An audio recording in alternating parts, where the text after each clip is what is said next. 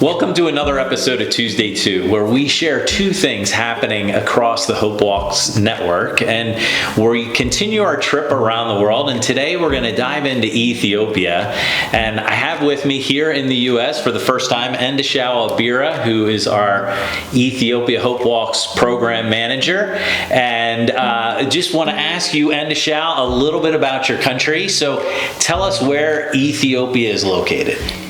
Yeah, Ethiopia is located in the Horn of Africa, just next to Eritrea, South Sudan, Sudan Republic, and Djibouti. And I realized you don't have a port.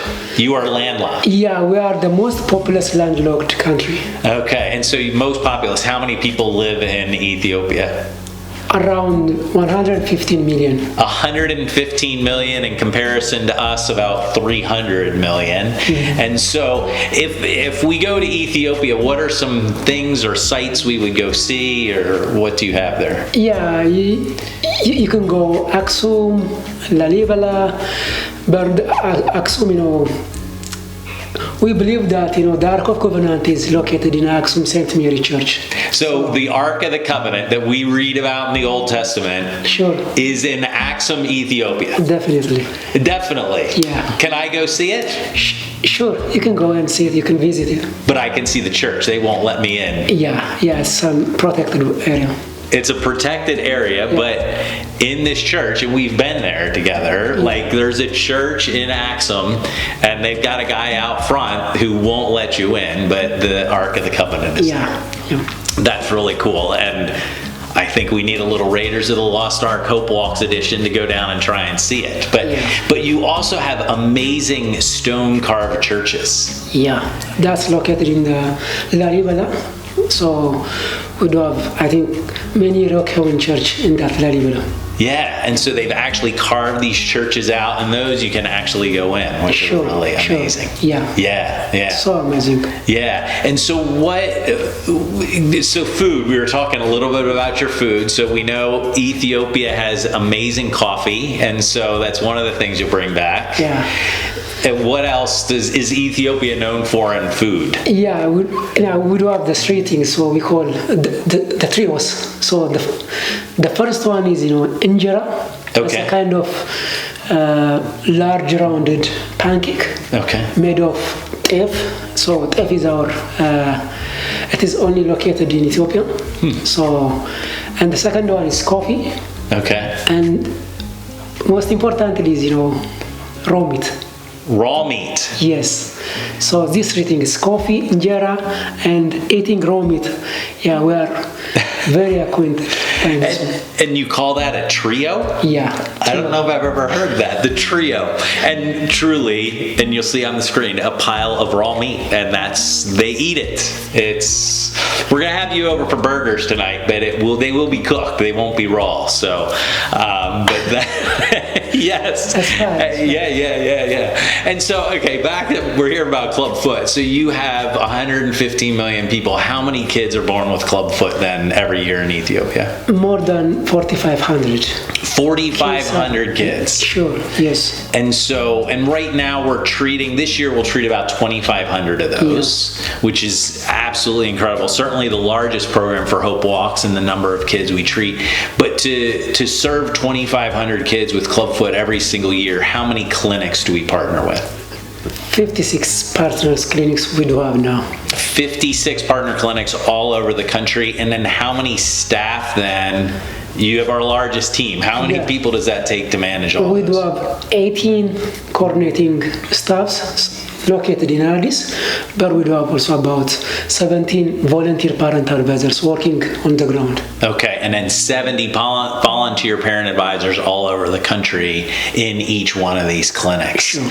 So that's really amazing. 2,500 kids, the staff that it takes to manage that, it's really incredible. It really comes down to one child. Every one of these is another family, another child that's walking and running free. It's sort of like the story of Misganas. her name actually means grateful or praise, thankful to the Lord, right? It's a name that she was actually given after she was healed from Clubfoot. Her parents were so happy for the miraculous healing they found at our partner clinic in Adair, but they wanted to commemorate it in a long-lasting way. And so as you can imagine, the parents, when they first saw her feet, were scared and confused. They had never seen or heard about this disability. And so looking at her feet, it was hard for them to even imagine that medical professionals could do anything to help her. But part of what Hope Walks does is help educate and train healthcare providers so they know about this condition, and more importantly, know how to direct families to this life-transforming treatment. Our Ethiopian team connects families of babies born with Clubfoot by building partnerships with different government hospitals around the country, as you mentioned, 56 of them, and by working with the Midwife Association and other government entities. They've even partnered recently with the National Ministry of Health and an incredible measles campaign where they identified over 3,000 kids that are born with Clubfoot that hadn't received treatment.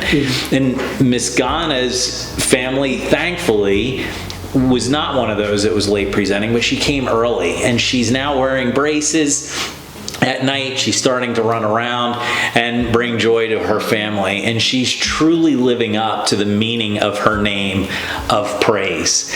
And that is just, here in the U.S., when a child is born with Clubfoot, well, a child's born, you're named right away. But in some of these cultures, they save that naming ceremony till later. Yeah. And do you find this happens a lot? Sure. Even there, usually they called by Slack baby Solomon. So because they are afraid to give the names because of the club, so they said baby without naming anything. So baby means unidentified one, right? Because they are ashamed of that kid. Wow. So, I know in the Misganas story you can see. So they give the name after they make sure that he's treated. That's cool. That's cool. Well, again, just thank you for tuning in to another episode of Tuesday 2. And it's really great to have Endashawu here. Finally, we've made a lot of trips to Ethiopia. It's fun to actually have him make the trip to see us and you be jet lagged and trying to stay awake all day. Yeah. So as we sit in meetings. But again, thank you for joining another episode of Tuesday 2. Please like, share, send it to somebody. And thank you for being part of the work that guys like Endashawu do around the world. Have a great day. Thanks for having me.